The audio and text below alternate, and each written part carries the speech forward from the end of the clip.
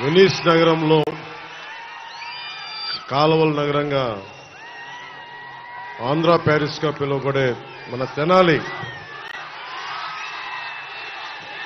వచ్చిన ఈ శుభ సందర్భంలో దారి పొడవునా ఆడపడుచులు, అక్క చెల్లెళ్ళు, యువతలు, మహిళలు, తల్లులు ఘన స్వాగతంతో ప్రేమతోటి మీకు ఆదరణ ఇచ్చిన ప్రతి ఒక్కరికి ప్రత్యేక హృదయపూర్వక కృతజ్ఞతలు, నమస్కారాలు. దారి పొడవునా పెద్దలందరూ చాలా ప్రేమతోటి ఆశీస్సులు ఇస్తూ ఘన స్వాగతం పలికారు. ఇక కొదమ సింహాల లాంటి యువతకి ప్రత్యేకించి చెప్పక్కర్లా. మబ్బుల్లో పిడుగులు పరిగెత్తితే ఎలా ఉంటుందో ఈరోజు తెనాలి యువత తాలూకు పరుగులకి నాకు మబ్బుల్లో పిడుగులు పరిగెత్తితే ఎలా ఉందో నాకు అలా అనిపించింది.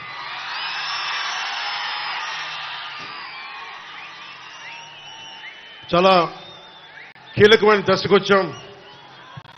సరిగ్గా ఇదే సమయానికి ఈ రోజున మనకి ఎన్నికలు కూడా అయిపోయి ఉంటాయి.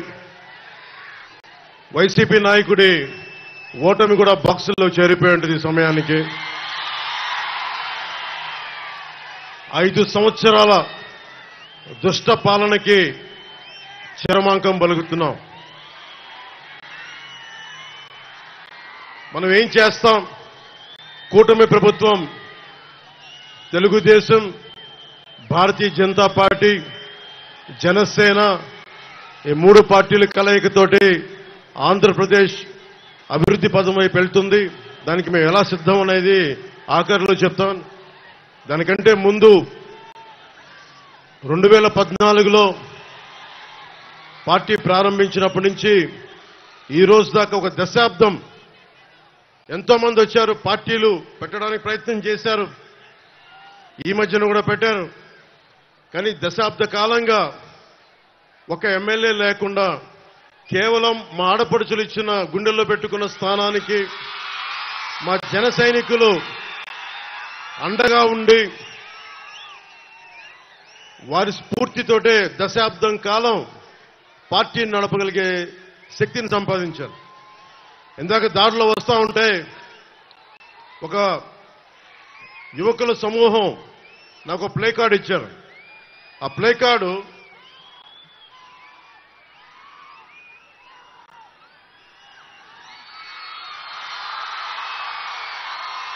దీని అర్థం మోకాళ్ళ మీద కూర్చోంటే లొంగిపోవడం కంటే కూడా చచ్చిపోవడం మంచిదని. అంటే మహామహుల్ని నాకున్న కోపం, చిరాకు ఏంటంటే అరే ఈ భారతదేశం అందరి ఈ రోజున బాబాసాహెబ్ అంబేద్కర్ పుట్టినరోజు. ఆయనకి జై భీమ్తో వందనాలు చెప్తా ఉన్నాను. అంటే ఆయన ఇచ్చిన స్ఫూర్తి కొన్ని వందలాది మంది రాజ్యాంగ నిపుణులు కూర్చొని రాజ్యాంగ సారథిగా మనకి రాజ్యాంగం ఇవ్వబడింది. ఇక్కడ రాచరికం లేదు, ప్రజలే ప్రభువులు, మనకే హక్కు ఉంది, మనకే అధికారం ఉంది. తప్పు చేసేవాడు రాజ్యాలు వెళ్తుంటే కిందకి పడదోసే హక్కు మనకు ఉంది. మనం వదిలేసుకున్నాం ఆ శక్తిని. నాకు ఏ కోరిక లేదు. ఏ ప్రజాస్వామ్యాన్ని ప్రజల కోసం అయితే ఉద్దేశించి ఇవ్వబడిందో దాన్ని బలోపేతం చేయడం, అంతేగాని ఒకడికి మోచేతి కింద నీళ్లు తాగడానికైతే మన ప్రజాస్వామ్యం లేదు. అది జగన్ కావచ్చు, జగన్ తాలూకు వ్యక్తులు కావచ్చు.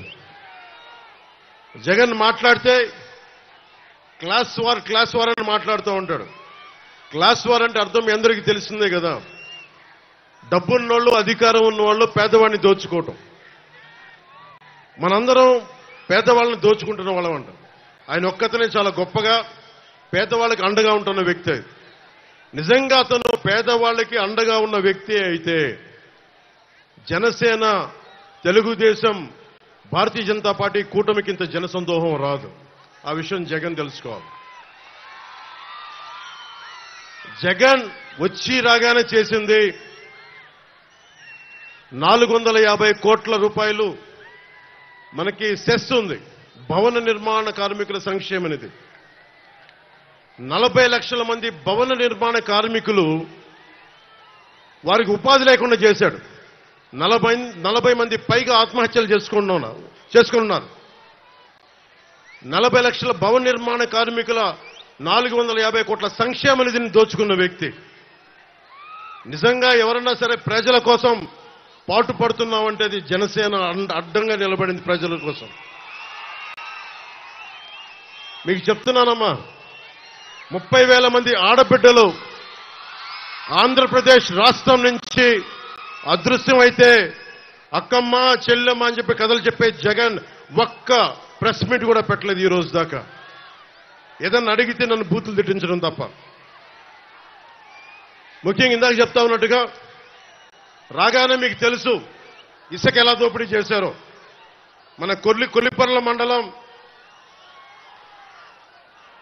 కొత్త బొమ్మవాని పాలెంలో అర్ధరాత్రి రైతుల పొలాల నుంచి ఇసుకను దోపిడీ చేసిన ప్రభుత్వం ఇది.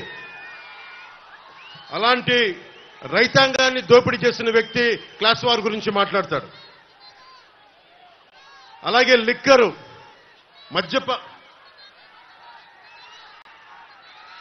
మద్యపాన నిషేధం, మద్యపానాన్ని నిషేధిస్తానన్న వ్యక్తి, ఆడబిడ్డలకి అండగా ఉంటానన్న వ్యక్తి అతను సీఎం కాదు, సారా వ్యాపారి అయిపోయాడు. అతను సారా వ్యాపారి. 16 కంపెనీలు పెట్టి అందులో 3 కంపెనీలు తన సొంత మనుషులవే. అన్ని వాళ్ళ ఫ్యాక్టరీల్లో కల్తీ సారా, కల్తీ మందులు కలిపి దానికి రకరకాల పేర్లు పెట్టి ఒక్కొక్కరు ఆరోగ్యాలు పాడైపోతా ఉన్నాయి. మనం ఏమైపోయామంటే మనందరం కూడా ఒక అబద్ధపు ప్రపంచంలో బతకాలని నిర్ణయించుకుంటామని మనందరం.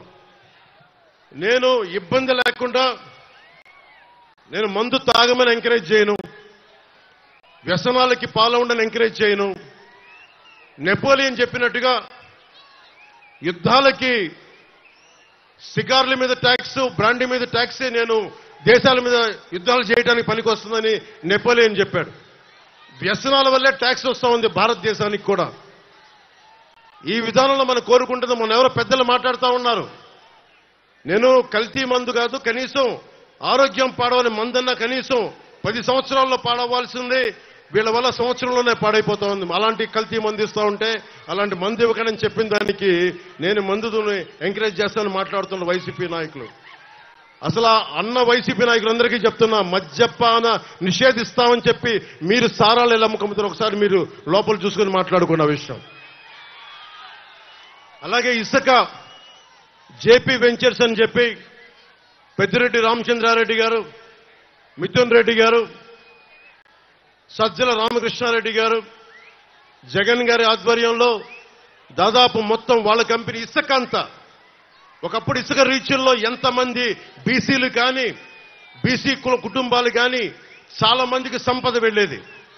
రీచుల్లో కొన్ని చోట్ల మనకి తూర్పుగోదావరి జిల్లా లాంటి చోట్ల ఇసుకని బోట్లో తీసుకొని మరీ అమ్ముకునేవాళ్ళు. చాలా మందికి కుటుంబాలకి 10 కుటుంబాలు ఉపాధికి వచ్చేది, వందలాది కుటుంబాలకి ఒక ఇసుక రోజు రీచ్ ఉన్న చోట. అవన్నీ దోపిడీ చేసి మొత్తం సంపదంతా ఒక్కడి చోట కేంద్రీకృతం అయిపోయింది. ఒక్కడి దగ్గర సమస్య, ఒక్కడి దగ్గర అంత డబ్బు చేరిగిపోతే వాడు బలిసిపోయి కొట్టుకుంటా ఉంటాడు. ఎవడైనా సరే బలిసిపోయి కొట్టుకుంటా ఉంటారు. ఒకడికి డబ్బు వస్తే పర్లా, నీ డబ్బుతోటి మా స్వేచ్ఛని కాల రాస్తామంటే నేను కింద పడి కాలుతో తొక్కేస్తాం. గుర్తుపెట్టుకోండి ఎవరైనా సరే. కాంట్రిబ్యూటరీ పెన్షన్ స్కీమ్ అని చెప్పి నేను ఒక ఉమ్మడి ఆంధ్రప్రదేశ్ రాష్ట్ర మాజీ ప్రభుత్వ ఉద్యోగి కొడుకుగా చెప్తా ఉన్నాను. మనకి పెన్షన్ అనేది చాలా కీలకమైంది. జగన్ వచ్చినప్పుడు 2019లో కాంట్రిబ్యూటరీ పెన్షన్ స్కీమ్ రాగానే వారం రోజులు తీసుకొస్తానని చెప్పి మోసం చేశాడు. ఈ రోజు వరకు ఊసేతట్లా. మొన్న నారా చంద్రబాబు నాయుడు గారు 4 దశాబ్దాల సుదీర్ఘ అనుభవం ఉన్న, మనకి 3 పర్యాయాలు ముఖ్యమంత్రిగా ఉన్న వ్యక్తి, వారికి ఒకటే చెప్పాను, కూటమి ప్రభుత్వం రాగానే మనం అసెంబ్లీలో ఉద్యోగుల కోసం కాంట్రిబ్యూటరీ పెన్షన్ స్కీమ్ గురించి ఒక చర్చ మొదలు పెట్టాలి. దానికి సంవత్సరం లోపు బలమైన పరిష్కారం కనుక్కోవాలి. అది ఉద్యోగులకి నిజంగా భద్రత. అది పెన్షన్ అనేది పెద్ద కొడుకు లాంటిది. మా నాన్నగారే మా దగ్గర డబ్బులు తీసుకునే వాళ్ళు కాదు. ఎందుకంటే మీరు ఏం మాట్లాడతారో తెలియదు, మీరు గబుక్కునంటే ఒక ఉద్యోగికి పెన్షన్ అనేది భద్రత. అలాంటి భద్రత ప్రభుత్వ ఉద్యోగులు కల్పించాలనేదే మా కూటమి తాలూకు ఆకాంక్ష. నేను జగన్ లాగా అబద్ధాలు చెప్పట్లా, జగన్ లాగా వారం రోజుల్లో మీకు అద్భుతాలు చేస్తామని చెప్పట్లా. ప్రభుత్వ ఉద్యోగులందరికీ తెనాలి ఈ సభ నుంచి వేదిక నుంచి చెప్తా ఉన్నాను, సంవత్సరం లోపు పరిష్కారం తీసుకొస్తాం. మీ భద్రతకి బలమైన దారి వెతుకుతాం. మీరు బెంబేలు పడకూడదు. మీ ఆరోగ్యాలకు కానీ మీ బిడ్డలకి ఏదైనా ఇవ్వాలనుకున్నా కానీ, భవిష్యత్తులో మిమ్మల్ని బిడ్డలు చూసుకోకపోయినా పెన్షన్ మీకు అండగా ఉండాలనేదే మా అందరి ఆకాంక్ష. ముఖ్యంగా మీ అందరికీ ఉద్యోగులందరికీ చెప్తున్నాను, నేను ఆంధ్రప్రదేశ్ ఉద్యోగి కొడుకుని. నేను నటుడిగా కంటే కూడా, జనసేన అధినేత కంటే కూడా నేను ఒక ప్రభుత్వ ఉద్యోగి కొడుకుని, దిగువ మధ్యతరగతి కుటుంబాలకు చెందినవాడిని. మధ్యతరగతి కష్టాలు ఎలా ఉంటాయో తెలుసు, కౌలు రైతు కష్టాలు ఎలా ఉంటాయో తెలుసు. కొల్లిపర్ల మండలంలో రైతులకి మనకి చెక్ డ్యామ్స్ లేకపోతే ఎంత బాధపడతారో తెలుసు నాకు. నేను మీకు అండగా ఉంటాను. నేను మనకి రేపు పొద్దున అసెంబ్లీలో బూతులు తిట్టడం కాకుండా, ఇంట్లో ఆడపడుచులను తిట్టడం కాకుండా నిజమైన డిబేట్ ఏంటో చూపిస్తాం అసెంబ్లీస్ లో.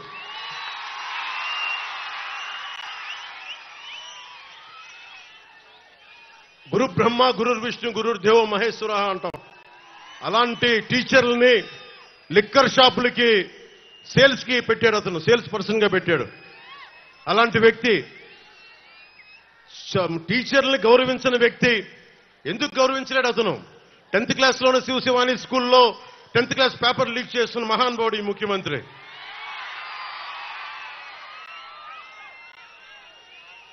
అంగన్వాడీ కార్యకర్తల్ని అన్యాయంగా కొట్టించాడు. ప్రామిస్ చేసి మీరిచ్చిన వాగ్దానాలు ఏమైనా అంటే అంగన్వాడీ కార్యకర్తల్ని అమానుషంగా కొట్టించిన వ్యక్తి జగన్. అలాగే మొన్న చాలా మంది పోలీస్ ఉద్యోగులు నా దగ్గరకు వచ్చి ఒకటే విన్నపం ఇచ్చారు, మాకు సరెండర్ లీవ్స్ కానీ, టీఏలు కానీ, డిఏలు కానీ ఏ విధంగా మాకు రావాల్సిన వేజెస్ ఏవి మాకు రావట్లేదు, ఏ విధంగా మాకు రావట్లేదు. 70,000 కుటుంబాలు మేము నలిగిపోతా ఉన్నాం.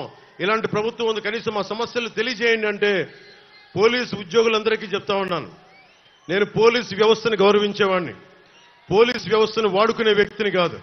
సో మీకు మేము మాటిస్తున్నాం, మేము రాగానే కానిస్టేబుల్ రిక్రూట్మెంట్, పోలీస్ రిక్రూట్మెంట్తో పాటు మీకు అందరు ప్రభుత్వ ఉద్యోగులకి కూటమి ప్రభుత్వం రాగానే 1 నుంచి 5 తారీఖు లోపు మీ ఉద్యోగాలు కానీ, మీ టీఏలు కానీ, మీ డిఏలు కానీ మీ ఖాతాల్లో పడిపోయేలాగా మేము బలంగా మీకు భరోసా ఇస్తున్నాం.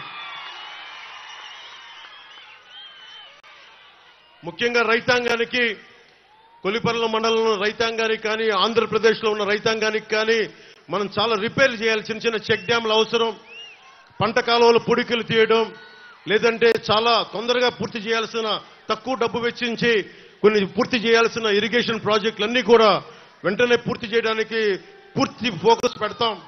రైతాంగానికి రైతు భరోసా కేంద్రాల్లో తప్పుడు రైతు భరోసా కేంద్రాలు కాకుండా నిజంగా పనిచేసే ఎమ్మెల్యేలు ఎలా ఉంటారో మన తెనాలి నుంచే మొదలు పెడతాం.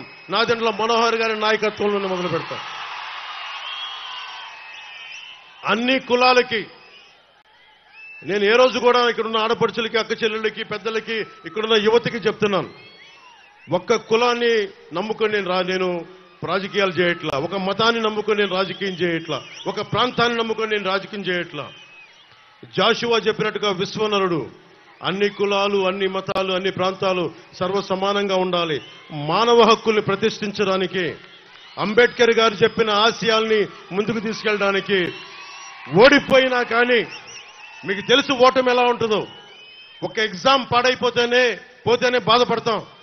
అలాంటిది ఒక ఆశయం కోసం వచ్చిన నాకు 2 చోట్ల ఓడిపోతే బాధ ఎలా ఉంటుందో మీకు తెలుసు. తట్టుకొని ఎందుకు నిలబడ్డానంటే అందరూ పారిపోతారు. ఓటమిని చూడగానే ప్రజల మీద మమకారం పోద్ది, ప్రజలు వెన్నుపోటు పొడిచారంటారు. నేను అలా అనుకోట్లా. మీరు ఉన్నా లేకపోయినా వకీల్ సాబ్ చెప్పినట్టుగా నేను మీ కూలీని. నేను మన దేశానికి, మన రాష్ట్రానికి, తెలుగు ప్రజలకి నేను మీ బరువు మోసే కూలీని. మీరు అధికారం ఇస్తే సంతోషంగా బాధ్యతలతో నేను పనిచేస్తా. అధికారం ఇవ్వకపోతే ఇంకా బాధ్యతతో పనిచేస్తాను. అంతే, రెండింటికి మించి వేరే తేడా ఏం లేదు. ముఖ్యంగా తెనాలిలో మనకి బంగారానికి పొద్దుటూరు తర్వాత బంగారం వ్యాపారం ఇక్కడ చాలా రెండో స్థానంలో ఉంటుంది రాష్ట్రంలోనే. అలాంటి చోట ఇక్కడ బంగారు మనకి నగలు చేసే నిపుణులందరికీ కూడా ప్రత్యేకంగా స్కిల్ డెవలప్మెంట్ తో పాటు భద్రత కల్పిస్తాం. అలాగే ఎక్కడ దొంగతనం జరిగినా చాలా మంది గోల్డ్ షాప్ ఓనర్స్ చెప్తా ఉన్నారు. విశ్వబ్రాహ్మణుల సమాజం చెప్పింది, పోలీసు వచ్చి మమ్మల్ని ఇబ్బంది పెడతాను ఎక్కడ దొంగతనం జరిగినా అంటే. ముఖ్యంగా బంగారు వర్తకులందరికీ అలాంటి పరిస్థితులు రాకుండా మేము మీకు భద్రత కల్పిస్తాం. అలాగే ఆర్య వయసులకు సంబంధించి ఒక తెనాలిలోనే 15 దాడులు జరిగినాయి. వయసు సమాజానికి నేను తెనాలి సభ నుంచి చెప్తున్నాను, రాష్ట్రం అంతా మీరు వ్యాపారం చేసుకోవడానికి మేము మీకు అండగా ఉంటాం. మీ మీద ఎవరు దాడులు చేసినా సరే వాళ్ళకి ఒక బలమైన ఎస్సీ ఎస్టీ అట్రాసిటీ ఎలాంటి కేసులు బనాయిస్తామో ముఖ్యంగా వ్యాపార వర్గాలకి అంత బలమైన భద్రత కల్పిస్తాం. అలాగే వయసు సామాజిక వర్గానికి కూడా నేను మీ దాతృత్వాన్ని పొందిన వాడిని చిన్నప్పుడు. రమేష్ గారు అని చెప్పి నెల్లూరులో నేను చదువుకున్నప్పుడు 8th class Bhavani book centre పుస్తకం నడిపేవాడు. ఈ రోజు నేను ఇంత చదువుకోగలిగానంటే ఒక వైశ్యుడి తాలూకు దాతృత్వాన్ని పొందిన వాడిని. ఆయన ఉచితంగా నాకు పుస్తకాలు ఇచ్చేవాడు, అప్పిచ్చేవాడు పుస్తకాలు కొనుక్కోమని. తర్వాత అప్పు తీర్చేవాడిని. మా అన్నయ్య చిరంజీవి గారు ఎప్పుడన్నా పాకెట్ పని ఇస్తే, మా వదిన ఎప్పుడన్నా పాకెట్ పని ఇస్తే ఆ డబ్బుతో పుస్తకాలు కొనుక్కునేవాడిని. అప్పుడు దాకా ఒక రమేష్ నా ఫ్రెండ్ సీనియర్ ఆయన కూర్చొని అప్పిచ్చేవాడు. అలాగే నేను వైశ్యుల చదువుకున్నానంటే, ఇంగ్లీష్ మాట్లాడగలుగుతున్నానంటే నిజంగా నా ఫ్రెండ్ రమేష్ వైశ్యుల దాతృత్వానికి నేను రుణగ్రస్తుండే. జగన్ చూడండి, ఈ రోజున మనకి ఆస్తులు, మనకి ఫామ్, మనకి రైతుల పట్టా పుస్తకాల మీద కూడా మనకి చక్కని చెదరని చిరునవ్వుతోటి వైసీపీ నాయకుడి జగన్ ముఖం కనిపిస్తూ ఉంటుంది. పొలాల్లో వేసే రాళ్లలో కూడా జగన్ ముఖ చిత్రం చక్కగా రాళ్ల మీద కూడా. మనం గుర్తుపెట్టుకోవాల్సింది పొట్టి శ్రీరాములు గారిని, అమరజీవి పొట్టి శ్రీరాములు గారిని. మనకి మీరు ఊహించుకోండి, జగన్కి అధికారం ఎంత తలకెక్కిపోయిందంటే ఆంధ్రప్రదేశ్ తన గుత్తాధిపత్యం అనుకుంటున్నాడు, మనందరం తన బానిసలు అనుకుంటా ఉన్నాడు. జగన్ కింద పడే రోజు ఎక్కువ రోజు లేదు, లెక్క పెట్టుకో, నీకు మండలం కంటే తక్కువ రోజులు ఉన్నాయి. నీకు హోస్ని ముబారక్ అనే వ్యక్తి ఈజిప్ట్ లో 3 దశాబ్దాలు పరిపాలించాడు. పరిపాలిస్తే ఒక టైలర్ ఎదురొచ్చి విసిగిపోయి రోడ్డు మీదకి వస్తే ఇట్లా జనమంతా ఈజిప్ట్ లోకి వచ్చి మొత్తం బయటికి లాగారు. మీకు రాజులు కదా, నాయకులు కదా అని చెప్పి అహంకారం తలకెక్కితే మన శ్రీలంకలో కూడా శ్రీలంక ప్రెసిడెంట్ ఇళ్లలోకి వెళ్లి స్విమ్మింగ్ పూల్లో ఈతలు కొట్టారు ప్రజలందరూ. జగన్ మీ తాడేపల్లి ప్యాలెస్ లో కూడా అలాగే ఇళ్లలోకి వచ్చి కూర్చుంటారు ఇలాంటి దోపిడీ దౌర్జన్యాలు చేస్తే.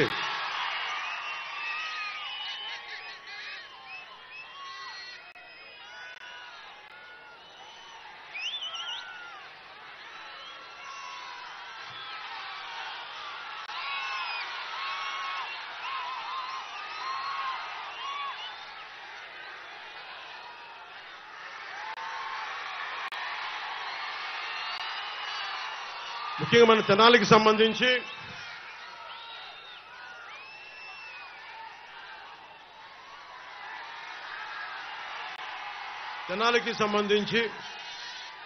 మొత్తం డెల్టా ప్రాంతం ఇది. మనోహర్ గారు ఉన్నప్పుడు విజయవాడ నుంచి తెనాలి వరకు పైప్ లైన్స్ వేయించారు. ఇది డెల్టా పరివాహక ప్రాంతం. ఇది ఇంకా తాగునీరు ఇంకా సమస్య ఉంది. ఓవర్ హెడ్ ట్యాంక్ రెడీ అయిపోయినా కానీ ఈ రోజు వరకు మన కుళాయిలు రావట్లేదు. సమస్య దృష్టిలో ఉంది. మీకు 6 నెలల్లోపు మొత్తం అందరికీ మన ప్రతి ఇంటికి నీరు వచ్చేలాగా మేము చర్యలు తీసుకుంటాం. మనస్ఫూర్తిగా మీకు అండగా నిలబడతాం. అలాగే 5 సంవత్సరాల నుంచి రోడ్లు సౌకర్యాలు సరిగ్గా లేవు. తెనాలి విజయవాడ నుంచి కనెక్టివిటీ బాగాలేదు. నంది వెలుగు పెదరావూరు 4 లేన్ హైవేని మేము, ఎందుకంటే మీకు తెలుసు ఆయన పట్టుకుంటే పట్టు వదలని విక్రమార్కుడు. ఆయన 10 సంవత్సరాలు ఎమ్మెల్యేగా చేసిన వ్యక్తి. ఆయన నాయకత్వంలో నంది వెలుగు పెదరావూరు 4 లేన్ హైవేని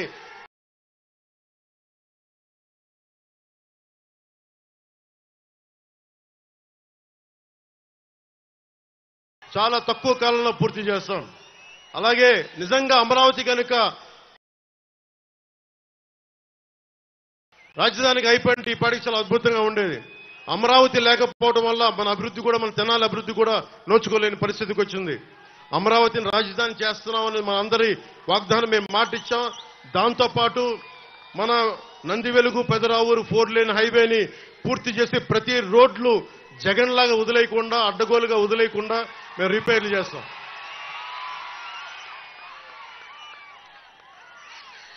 అలాగే తెనాలికి ప్రధానమైన సమస్యలకి మనకి నాదెండ్ల మనోహర్ గారు రేపు పొద్దున మీరు ఎమ్మెల్యేగా గెలిపించిన వెంటనే కొల్లిపర్లలో కృష్ణా నది పైన చెక్ డ్యామ్ ని పూర్తి చేస్తాం. నదీ పరివాహక ప్రాంత ప్రజలకు ఇబ్బంది పడతా ఉన్నారు. ముంపు గ్రామాల్లో చెల్లా చెదురై సరైన వసతులు లేక ప్రజలు బాధపడతా ఉన్నారు. వరద ముంపు గ్రామాల్లో సరైన వరదలు వచ్చినప్పుడు కరెంటు కానీ ఆహారం కానీ లభించక అవస్థలు పడతా ఉన్నారు. ప్రతిసారి రీటైనింగ్ వాల్ నిర్మించాలని ప్రజలందరూ కోరుకుంటా ఉన్నారు. కొల్లిపర్రలో మేము డ్యామ్ నిర్మిస్తాం, మీ మన్ననలు పొందుతాం మేము. అలాగే ట్రాఫిక్ కానీ రోడ్ల సమస్య కానీ తెనాలి పట్టణంలో కాలువల వల్ల ట్రాఫిక్ సమస్య ఉంటా ఉంది. ట్రాఫిక్ సమస్యలను తీర్చాలని కోరుకుంటా ఉన్నారు. రాజధానికి 4 లేన్ రోడ్డు కోరుకుంటా ఉన్నారు. వీటన్నిటినీ కూడా మేము రాగానే వెంటనే పూర్తి చేస్తాం. అన్నిటికంటే కూడా నిజంగా మనకి ఇంత చక్కటి కాలువలు ఉండి దారి పొడవునా వస్తూ ఉంటే నాకే విపరీతమైన దుర్గంధం ఉంది. రాగానే డ్రైనేజ్ ఫెసిలిటీస్ కానీ, మనకి ఎక్కడైతే దుర్గంధంగా ఉన్న డంప్ యార్డ్లు కానీ వీటన్నిటినీ భోపాల్ లాగా, లాస్ వేగాస్ లాగా శుభ్రపరిచి దుర్గంధం నుంచి తెనాలని విముక్తి చేస్తామని మీకు మాటిస్తా ఉన్నాను.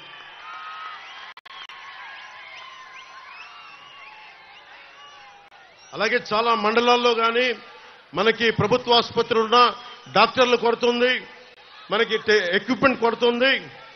అందుకని వీటన్నిటికీ సరైన భోజనం వసతులు కూడా లేవు. ప్రప్రథమంగా ఇన్ఫ్రాస్ట్రక్చర్ అంటే రోడ్లు, రైతాంగానికి కావాల్సిన చెక్ డ్యాంలు, ఇరిగేషన్ ఫెసిలిటీస్ తో పాటు ఆరోగ్యానికి అవసరమైన మెడికల్ ఫెసిలిటీస్ ని, మెడికల్ హాస్పిటల్స్ ని అప్డేట్ చేస్తాం. 100 పడకల ఆసుపత్రిని మీకు నిర్మించేలాగా మేము బాధ్యత తీసుకుంటాం.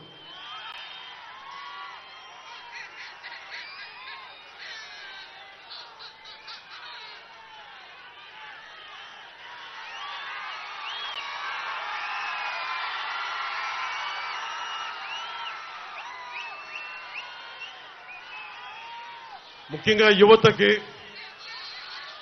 మన చంద్రబాబు గారితో పశ్చిమ గోదావరి జిల్లా తణుకులోను, నిడదవోలు మీటింగ్లోను, అలాగే కోనసీమ మీటింగ్లో తూర్పు గోదావరి జిల్లాలో, ఉమ్మడి తూర్పు గోదావరి జిల్లాలో ఒకటే మాట్లాడా. ఆయన దృష్టికి తీసుకొచ్చాను. మనం కుల గణాంకాలు పెడతాం. ఏ గ్రామంలో ఎన్ని కులస్తులు ఎంతమంది ఉన్నారు, ఏ గ్రామంలో మహిళలు ఎంతమంది ఉన్నారు, ఇవన్నీ మాట్లాడుతూ ఉన్నారు. జగన్ కూడా ప్రతి చోట 50 మందికి ఒకళ్ళు పెట్టాడు మనిషిని. నేను కోరుకుంటుంది కుల గణాంకాలతో పాటు మనం చూడాల్సింది ప్రతిభని గణించాల్సిన అవసరం ఉంది. ఎవరికి సమర్థత ఉంది, ఎవరికి ప్రతిభ ఉంది, ఎవరికి అంటే ప్రతిభా గణాంకాలు, సమర్థత గణాంకాలు, అభిరుచి గణాంకాలు. చాలా మంది ముఖ్యంగా మధ్యతరగతి మహిళలు, ఆడపడుచులు, పేద వర్గాల ఉన్న ఆడపడుచుల దగ్గరికి వచ్చి మా అభిప్రాయం ఎవరు తీసుకోలేరు, మా భర్తలు కూడా తీసుకోరు, మమ్మల్ని అందరూ మాకు ఇల్లు నడిపేవాళ్ళం, మాకు రాజకీయాల్లో సే కావాలి, మేం కూడా ఎవరు సరైన అభ్యర్థి, ఎవరు సరిగా అభ్యర్థి కాదని మాకు అభిప్రాయం ఉంటుంది. ఈసారి మా భర్తల్ని, మా ఇంట్లో లక్ష్య పెట్టకుండా కూటమికి ఓటేస్తాం, మిమ్మల్ని గెలిపిస్తామని చెప్పారు. అలాంటి మహిళ అక్క చెల్లెలకి, ఆడపడుచులకి, యువతులకి నేను మాటిస్తున్నాను. అమ్మ, రేపు పొద్దున మీ అందరికీ కూడా గణాంకాలు నిర్వహిస్తాం. కేవలం కుల గణాంకాలు కాదు, ముఖ్యంగా ఆడపడుచులకి నేను పశ్చిమ గోదావరి జిల్లాలో ఒక చిన్న గ్రామంలో అక్కడ లేసులు చేస్తారు. ఆ లేసులు ఎక్కడో జర్మనీకి ఎక్స్పోర్ట్ చేస్తారు. ఇంట్లో కూర్చొని వంట వార్పుతో పాటు పిల్లలను చూసుకోవడంతో పాటు ఆ లేస్ ఎక్స్పోర్ట్ చేయడం వల్ల నేను దాదాపు 30 సంవత్సరాల క్రితం చూసేవాడిని. ఆ లేస్తో పాటు డబ్బులు సంపాదిస్తారు.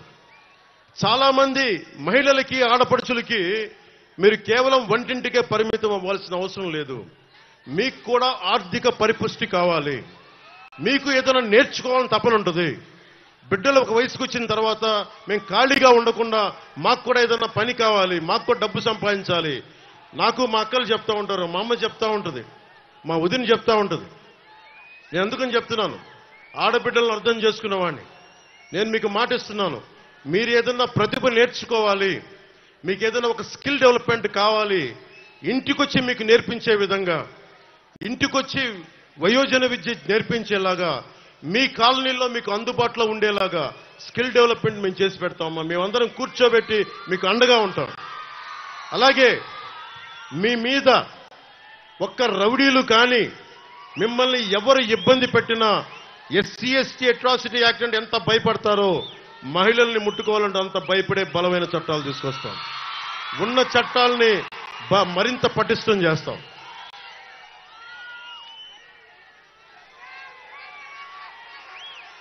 ముఖ్యంగా యువతకి నేను మొన్న సభలో, కోనసీమ సభలో చెప్తా ఉన్నా. మొన్నే మా అన్నయ్య చిరంజీవి గారు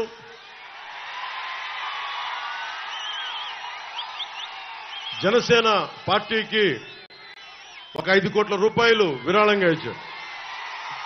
నేను ఆశించలా, ఊహించలా. అర్జెంటుగా రమ్మంటే హైదరాబాద్ వెళ్ళాను.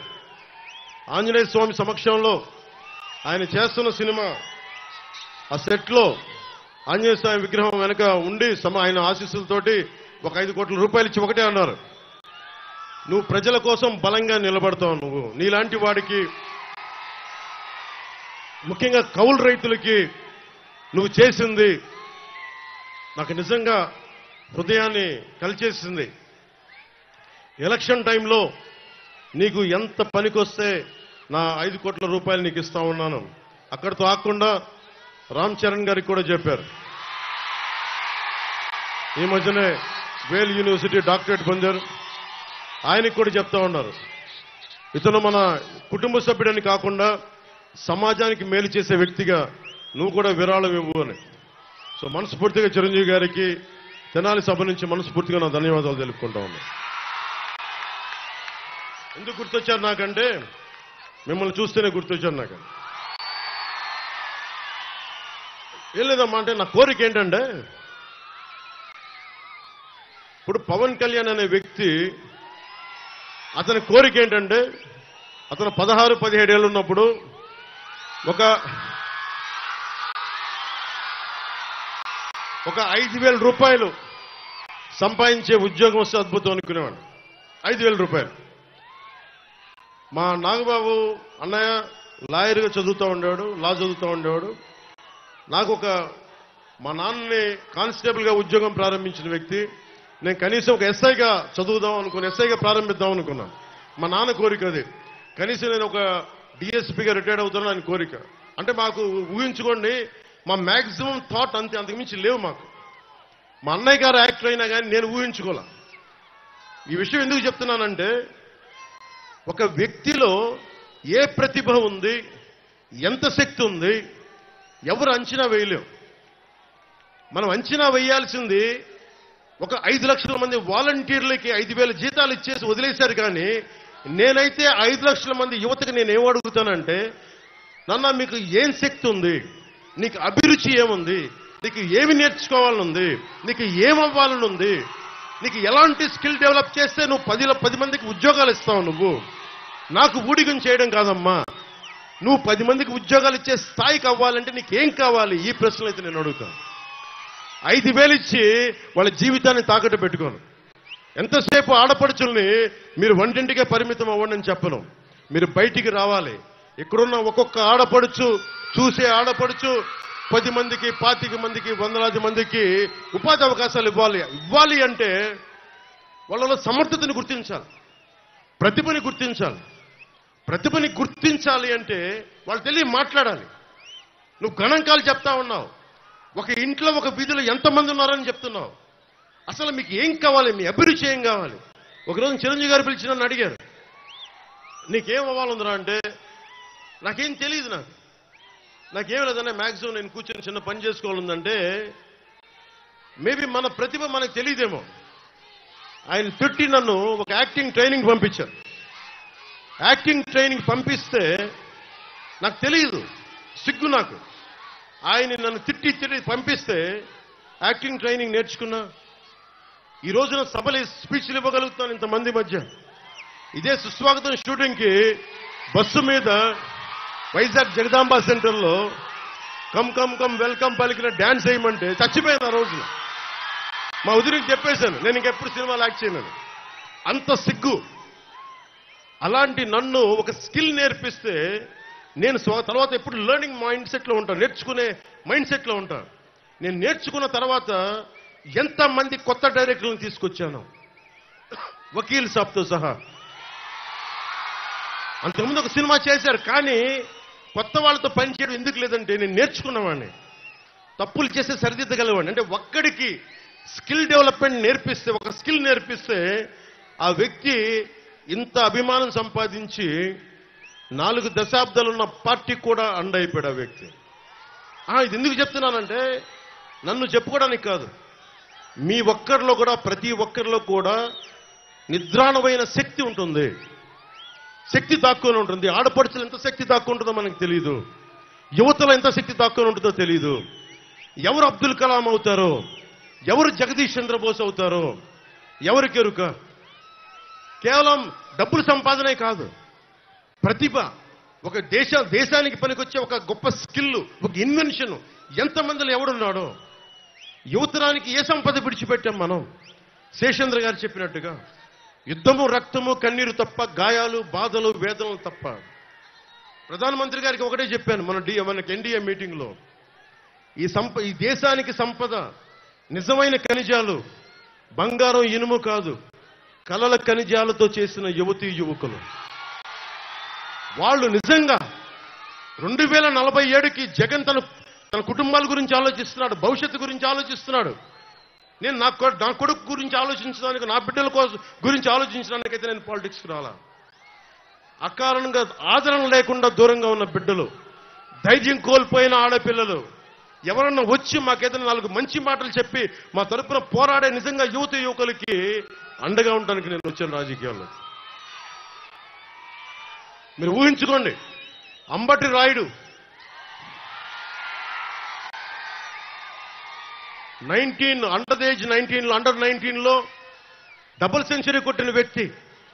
ఆ రోజున వాళ్ళ కుటుంబ సభ్యులతో ఒక చిన్న స్కిల్ నేర్పిస్తే ఏ స్థాయికి వెళ్ళాడు అతను వైసీపీ వాళ్ళు ఒక ఎంపీగా కూడా తిప్పే స్థాయికి వెళ్ళిపోయారు.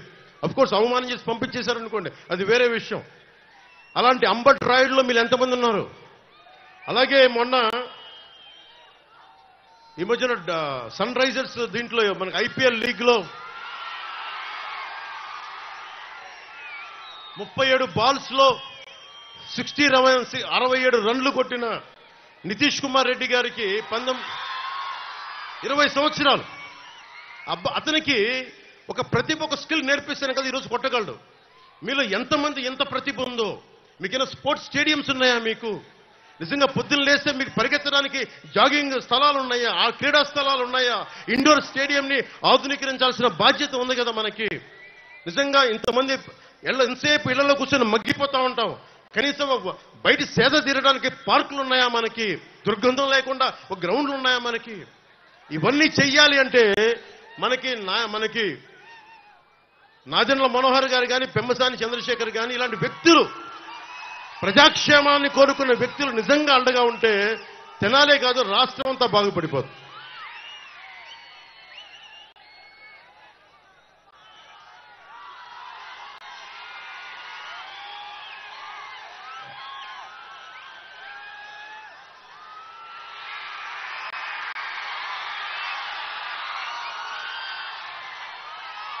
రోజున అంబేద్కర్ జయంతి కాబట్టి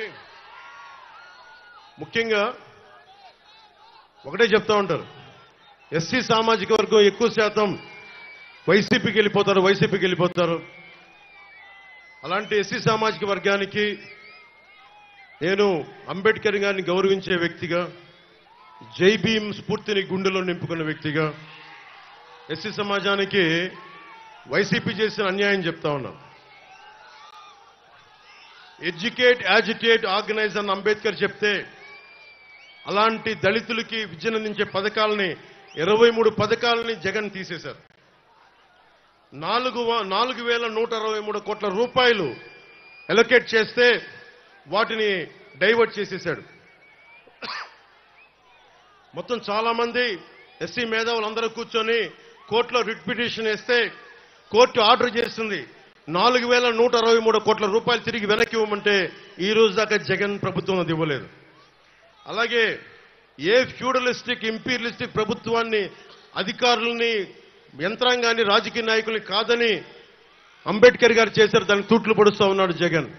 మీరు ఆలోచించుకోండి. మీ ఓట్లు మీరు వేసేటప్పుడు మనకి అంబేద్కర్ గారి స్ఫూర్తిని నిజంగా గౌరవించేవాడైతే ఒక దళిత కుర్రవాణ్ణి, యువకుణ్ణి చంపేసి ఇంటికి డోర్ డెలివరీ చేశారు వైసీపీ నాయకులు.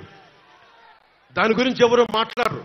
దాని గురించి మీరు ముఖ్యంగా ఎస్సీ యువత ఆలోచించాల్సిన అవసరం ఉంది. మీరు ఓటేసేటప్పుడు మీరు జనసేన కానీ, టీడీపీ కానీ, భారతీయ జనతా ఎవరికి ఓటేసినా మీరు ఆలోచించి ఓటేయండి. కేవలం మాకు వీళ్ళు ఇష్టం లేదు కాబట్టి గుడ్డిగా ఓటేస్తే ప్రజాస్వామ్యాన్ని మీరే పాడు చేసుకున్న వాళ్ళు అవుతారు. ఎందుకంటే నేను ఎప్పుడు కూడా మిమ్మల్ని గుండెల్లో పెట్టుకుని ఆదరించేవాడిని. దయచేసి ఒకసారి మీరు ఆలోచించి, ముఖ్యంగా ఎస్సీ పెద్దలకి, ఎస్సీ యువతకు కూడా నా విజ్ఞాపన, అంబేద్కర్ విదేశీ విద్యా విధానం కింద 23 పథకాలు తీసేశారు.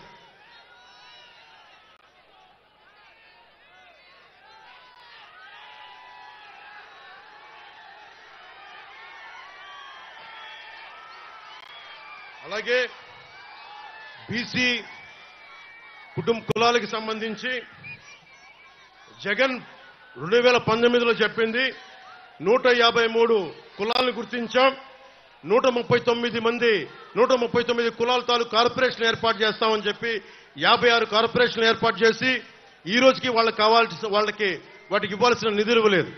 కేవలం పొలిటికల్ ఎంప్లాయ్మెంట్ అయింది తప్ప ఏ ఉద్దేశంకి అయితే ఇవ్వబడిందో ఆ ఉద్దేశం నెరవేరలేదు. ఇది కూడా బీసీ కులాల సమూహం మీరు ఆలోచించాలి. దాదాపు 2,14,00,000 బీసీ పాపులేషన్ ఉన్నారు.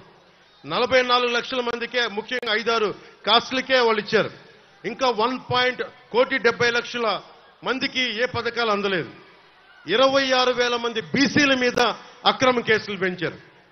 మన బాపట్ల నియోజకవర్గంలోనే చాలా కదిలించే సంఘటన, 15 ఏళ్ల అమర్నాథ్ని వాళ్ళ 17 ఏళ్ల అక్క ఏడిపిస్తా ఉంటే రోడ్డు ఎదిరించాడని చెప్పి చెరుకు తోటలో తీసుకెళ్లి మనకి పెట్రోల్ వేసి కాల్ చేశారు.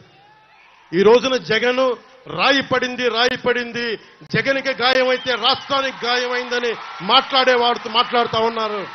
15 ఏళ్ల అమర్నాథ్ అడ్డంగా కాల్ చేస్తే 15 ఏళ్ల అమర్నాథ్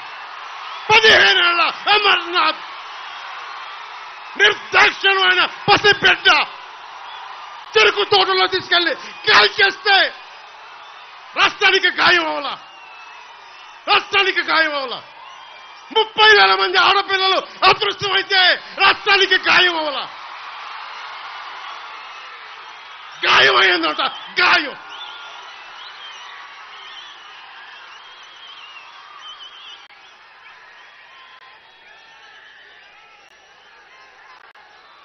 34% ఉన్న బీసీల రిజర్వేషన్లని 24% తగ్గించి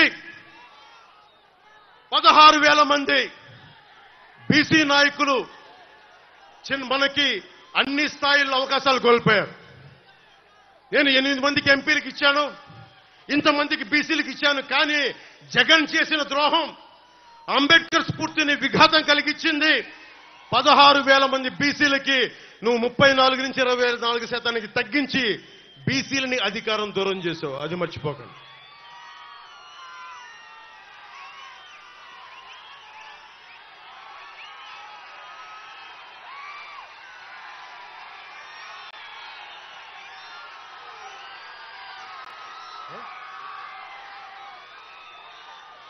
పొద్దున్న చూస్తా ఉన్నా, నిన్న వైఎస్ జగన్కి రాళ్ళు ఇసిరారంటే ఎవరు? అదేంటి చిత్రమో పాపం. ఇప్పుడు ఎలక్షన్లు రాగానే ఆయనకి ఏదో ఒక గాయం జరుగుతుంది.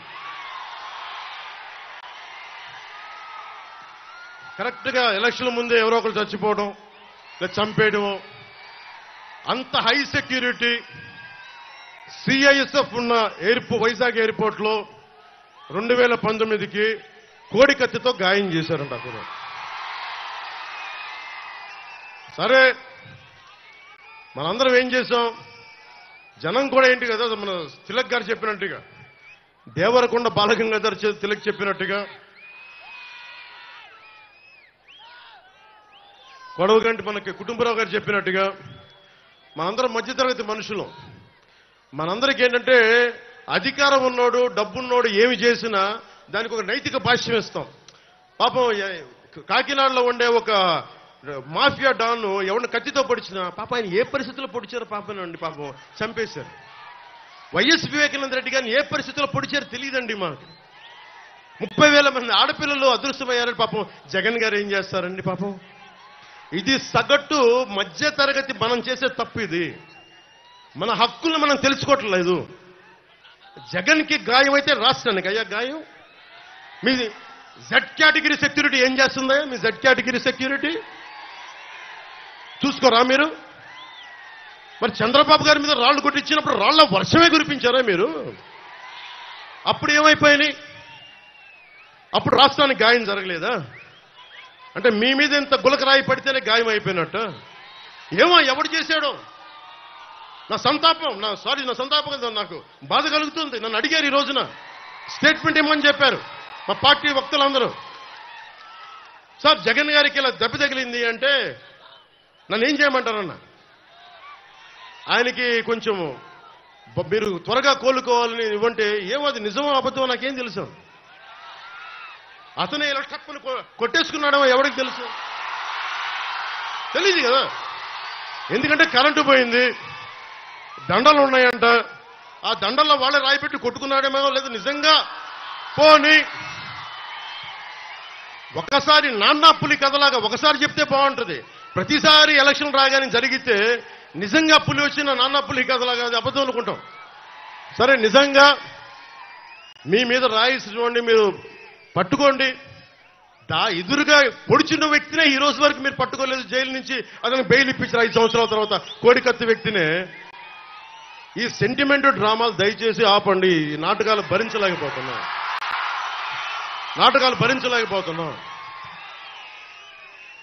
నేను వచ్చేటప్పుడు నా మీద పోలిన రాళ్లు పడతా ఉంటాయి.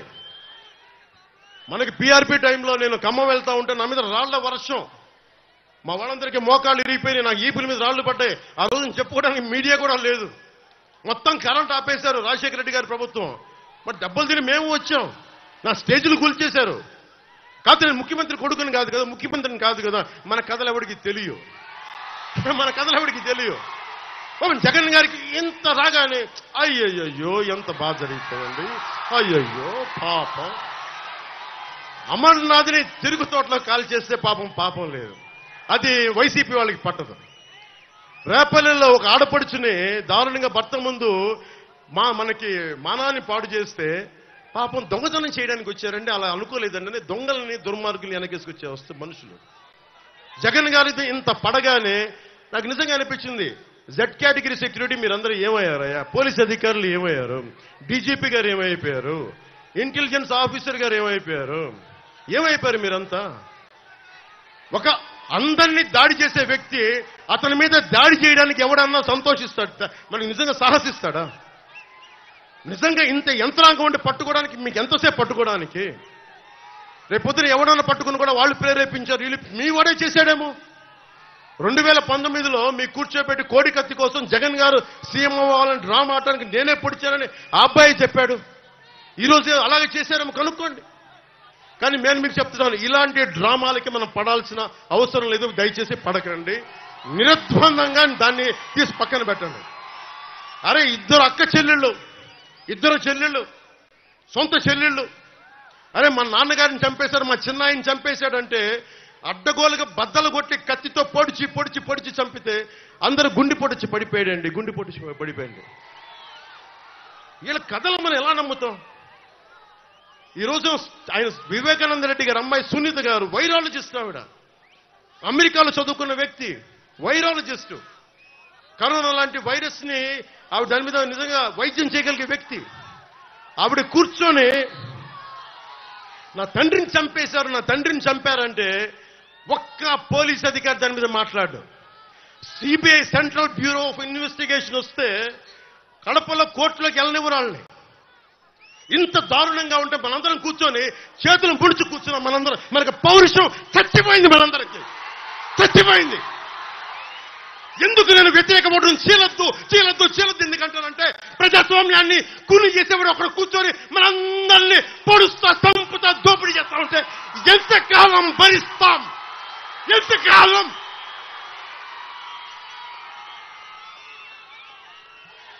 సుగాలి ప్రీతి 14 ఏళ్ల బిడ్డని స్కూల్కి వెళ్తే 10 మందిని నాశనం చేస్తే దాన్ని పట్టించుకోడు ఎవడు. జగన్మోహన్ కి బొక్క పడితే, చిన్న గులకరాయి పడితే రాష్ట్రం అంతా ఊగిపోద్ది. సగటు మనిషి బాధ మనకి తెలియదు. సగటు మనిషి బాధ మర్చిపోయాం. నిజంగా నాకు ఆవేదన ఉంది, ఏడుపు వస్తుంది. తప్పు జగన్మోహన్ రెడ్డి కాదు, మనదే. మనకు పౌరుషం చచ్చిపోయింది. ఇందాక తినాలో చెప్పినట్టుగా దాస్యం చేసే కంటే కూడా చచ్చిపోవడం మేలు. దాస్యాన్ని ఆపేద్దాం.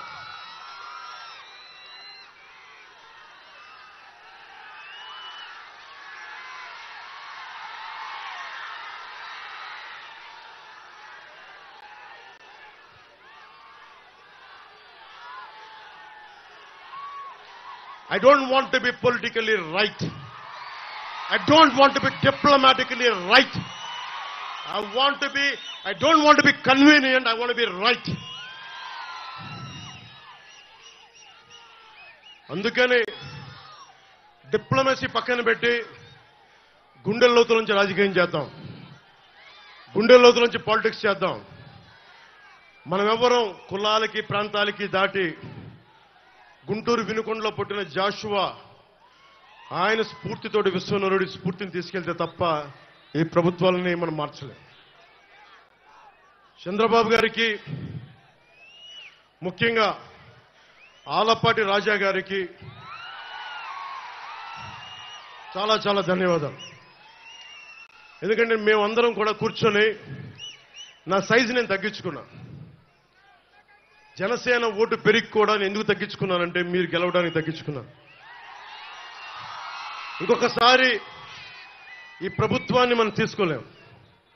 ముఖ్యంగా ఇస్లాం సమాజం, నా మహిళలందరికీ చెప్తున్నా, ఆడపడుచులందరికీ చెప్తున్నాను, దారి పొడవునా ఇస్లాం మతాన్ని ధర్మాన్ని పాటించే ఆడపడుచులందరికీ చెప్తున్నా, ఇస్లాం పాటించే సోదరులందరికీ చెప్తా ఉన్నాను. మీరు చెప్పండి, నేను భారతీయ జనతా పార్టీతో ఉంటే మీరు నువ్వు భారతీయ జనతా పార్టీతో ఉన్నావు కానీ ఓటేయరు. ఈ రోజున జగన్మోహన్ రెడ్డి గారికి కాలు దెబ్బ తగిలితే మరి నరేంద్ర మోడీ గారు కూడా ఆయనకి పాపం జాగ్రత్తగా హెల్ప్ చేసుకోమని చెప్పారు. అప్పుడు మీరు దానికైతే మీరు దానికి కూడా ఓటేయకూడదు. మరి ఇది నేను మోసం చేయట్లేదు. ఇస్లాం సమాజాన్ని ఈసారి మీరు విఘ్నతతో ఓటేయండి. నేను మీకు ప్రత్యేకించి నాదెండ్ల మనోహర్ గారు చెప్పినట్టుగా రాష్ట్రంలోని ఇస్లాం సమాజాన్ని అందరికీ, సోదరీమణులందరికీ, ఎందుకంటే నేను అద్భుతమైన ప్రతిభ చూశాను, అమేజింగ్ టెక్నీషియన్స్ చూశాను, ఆటోనగర్ లాంటి చోట అద్భుతమైన మెకానిక్స్ చూశాను. ఎలాంటి మీ దగ్గర స్కిల్ ఉందో నాకు తెలుసు. అలాగే మిమ్మల్ని కూడా స్కిల్ డెవలప్మెంట్ చేయిస్తాం, మీ చేత మిమ్మల్ని కూడా ఆదుకుంటాం. కాకపోతే నేను మిమ్మల్ని కూర్చోబెట్టి నేను డ్రామాలు చేయను అంతే. నేను చెప్తున్నాను ఇస్లాం సోదరులు సోదరీమణులందరికీ, అమ్మ నేను మనస్ఫూర్తిగా చేసేవాడిని అమ్మా. మీకు ఎలాంటి ఇబ్బందులు వచ్చినా మేము ఆదుకునే వాళ్ళమమ్మా. నేను ఎందుకు చెప్తున్నానంటే నేను షాదీఖానాలతో పాటు, తోఫాలతో పాటు కౌలు రైతుల కోసం నేను సిద్ధపట్టు మనకి కడపకెళ్తే ఒక సోదరు అడిగింది, ముస్లిం మనకి మా మతానికి చెందిన ఒక సోదరు అడిగింది, అమ్మ నీకేం కావాలి అంటే, ఏం లేదన్నా నాకు ఎస్ఐ కావాలనుంది, ట్రైనింగ్కి డబ్బులు ఇప్పించాను, ట్రైనింగ్ పంపించాను అని అడిగింది. డబ్బులు అడగలేదు. ఎంతమంది ఉన్నారు అలాంటి ఆడపడుచులకు మేము అండగా ఉంటామమ్మా. డబ్బులు జగన్లాగా అడ్డగోలుగా దోచేయమ్మా, మాకు అవసరం లేదమ్మా. మీ ఓట్లని మేము ఓట్ బ్యాంక్గా వాడము. ఇస్లాం పెద్దలందరికీ చెప్తా ఉంటాను, నేను మిమ్మల్ని ఓట్ బ్యాంకుగా వాడం, మా కూటమి మిమ్మల్ని ఓట్ బ్యాంక్గా వాడదు. మీ మీద ఈగ వాలితే మేము వచ్చి మీకు అండగా ఉంటాం.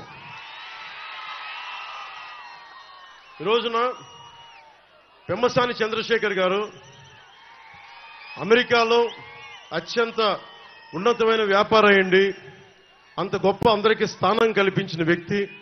ఈ రోజున కేవలం మన గుంటూరు పార్లమెంటుకి డబ్బుమయమైపోయిన గుంటూరు పార్లమెంటుకి ఆయన మొత్తం డబ్బులు వదులుకొని నిజంగా నాలాగా ఎంత ఆవేదన ఉందో ఆయన ఇద్దరం మాట్లాడుకుంటే ఒకటే చెప్పారు, నాకు ఏం వద్దు సార్, నాకు దీని నుంచి కళ్యాణ్ గారు మేము పని చేస్తాం, మీకు అండగా పని చేస్తాం మీ అందరి కోసం. అందుకని నాకు మీ మద్దతు కావాలని కోరితే ఈరోజు చెప్తున్నాను పెమ్మసాని చంద్రశేఖర్ గారికి, మా సర్వస్వం ధారపోసి మిమ్మల్ని గెలిపించుకుంటాం. మా సర్వస్వం ధారపోస్తాం. మనకి ఏమి కావాలన్నా కేంద్రపరమైన మనకి అవసరాలు ఏదున్నా సరే రేపు పొద్దున చదువుకున్నవాడు, జ్ఞానం ఉన్న వ్యక్తి, ఐశ్వర్యాన్ని హ్యాండిల్ చేయగలిగే వ్యక్తి, అడ్డగోలుగా దోచే వ్యక్తి కాదు, ఉన్న సంపాదనని పెట్టే వ్యక్తి. అలాంటి వాళ్ళు మనకి ఎంపీగా అయితే ఎంత అద్భుతంగా ఉంటుందో చూడండి. అలాగే తెనాలి అభివృద్ధికి నాదెండ్ల మనోహర్ గారి కృషి ఒకసారి మీ అందరికీ తెలియజేస్తాం. రాజకీయ నేపథ్యం నుంచి వచ్చిన కుటుంబం నుంచి వచ్చిన వ్యక్తి, ఉమ్మడి రాష్ట్రంలో శాసనసభ డిప్యూటీ స్పీకర్గా పనిచేసిన అనుభవజ్ఞులు, తెనాలి నియోజకవర్గమైన సమస్యలపైన సంపూర్ణమైన అవగాహన ఉన్న వ్యక్తి. 2014 నుండి 2014 వరకు సంపూర్ణంగా 10 ఏళ్లుగా ఆయన అభివృద్ధి పథకాలు చేశారు. కొల్లిపర్ల మండలంలో, ముఖ్యంగా కొల్లిపర్ల మండలంలో కృష్ణానది జలాల మంచినీటి పథకాన్ని ప్రారంభించిన బలమైన నాయకులు. చక్రాయపాలెంలో 132 kV సబ్స్టేషన్, కమ్యూనిటీ హాల్స్, చర్చిలు, షాదీఖానాలు నిర్మించిన వ్యక్తి. కొలకలూరు, మున్నంగిలో ప్రాథమిక ఆరోగ్య కేంద్రాలు, నూతన కూరగాయల market, town hall, fish market ని దగ్గరుండి నిర్మించిన వ్యక్తి.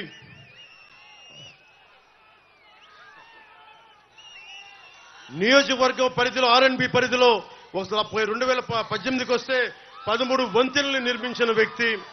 నందివెలుగు కూడలి వద్ద 3 వంతెనలు నిర్మాణం చేసిన వ్యక్తి. నందివెలుగు వరకు పెదరావూరు నందివెలుగు వరకు రోడ్లు విస్తరణ జరిపిన వ్యక్తి.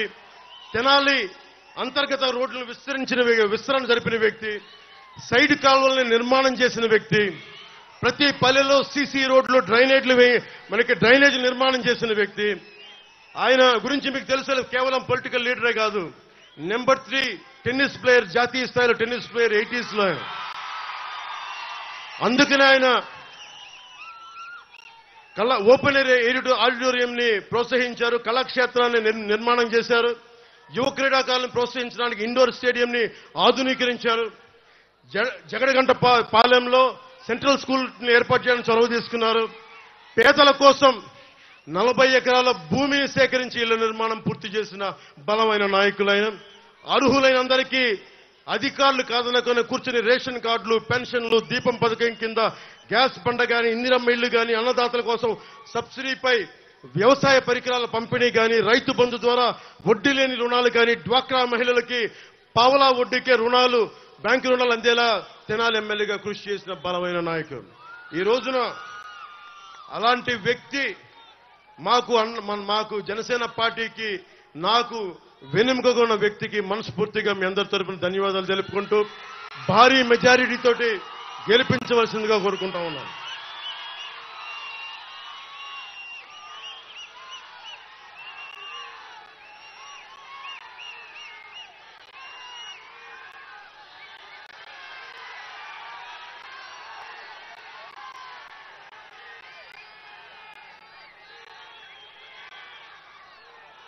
ఇది మనకి మనస్ఫూర్తిగా మీ అందరికీ ప్రత్యేక ధన్యవాదాలు తెలుపుకుంటూ, మీరు ఊహించుకోండి, అసెంబ్లీలో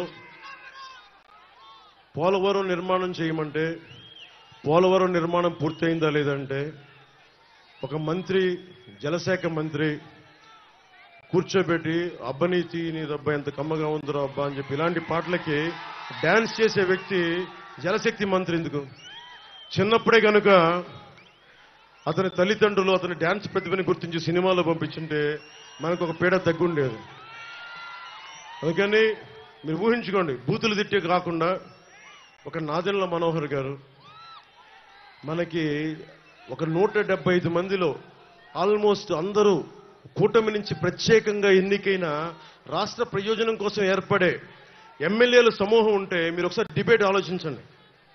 బూతులు తిట్టుకోవటం, చంద్రబాబు గారి సతీమణి తోలునాడకుండా కాకుండా నిజంగా మనకి రోడ్లు విస్తరించలేదు, కొల్లిపర్ల మండలంలో చెక్ డ్యాంలు ఎందుకు చేయలేదు, 30,000 మంది ఆడబిడ్డలు ఎందుకు అదృశ్యం అయిపోయారు, యువతకి ఎలాంటి శిక్షణ కార్యక్రమాలు ఇవ్వాలి, ఇలాంటి చేసే డిబేట్స్ చేసే సభలు నేను కోరుకుంటా ఉన్నాను. అసెంబ్లీని పంపించాలి అంటే బాధ్యత రాష్ట్ర ప్రజలు ప్రతి ఒక్కరిపైన ఉంది.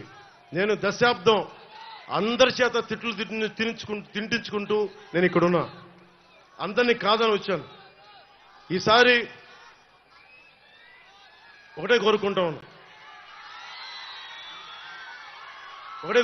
ఉన్నా, మా తెలుగుదేశం, జనసేన, భారతీయ జనతా పార్టీ నాయకులు కూటమిని మీరు గెలిపించండి. వచ్చి రాగానే చంద్రబాబు గారు చెప్పినట్టుగా మెగా డిఎస్సి నోటిఫికేషన్ ఇచ్చి ఉద్యోగాలు భర్తీ చేస్తాం. అలాగే దాదాపు అన్ని పథకాల గురించి ప్రత్యేకించి వివరిస్తారు, మీకు అందరూ మా నాయకులందరూ వివరిస్తారు. నేను మీకు ఒకటే చెప్తున్నా, నేను మీ ఇంట్లో వాడిని, బయట వాడిని కాదు.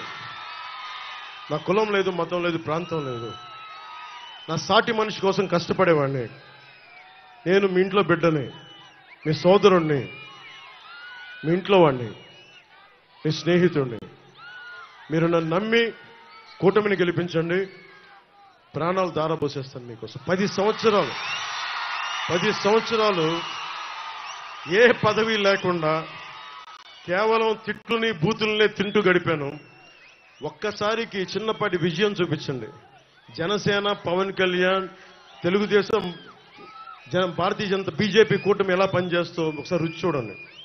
బూతుల వైసీపీ, దోపిడీ వైసీపీ కాకుండా నిర్మాణాత్మకంగా ఉండే కూటమి ఎలా పనిచేస్తో మీకు అండగా ఉంటుందని తెలియజేసుకుంటూ, దారి పొడుగుతా రాష్ట్రం నుంచి నలుమూలల నుంచి అండగా ఉన్న తెలుగుదేశం కార్యకర్తలకి, తెలుగుదేశం నాయకులకి, తెలుగు మహిళలకి ప్రత్యేకించిన ధన్యవాదాలు తెలుపుకుంటూ, ఆలపాటి రాజా గారు ఆ రోజు ప్రధానమంత్రి గారు వస్తే నాకు స్వాగతం పలికారు.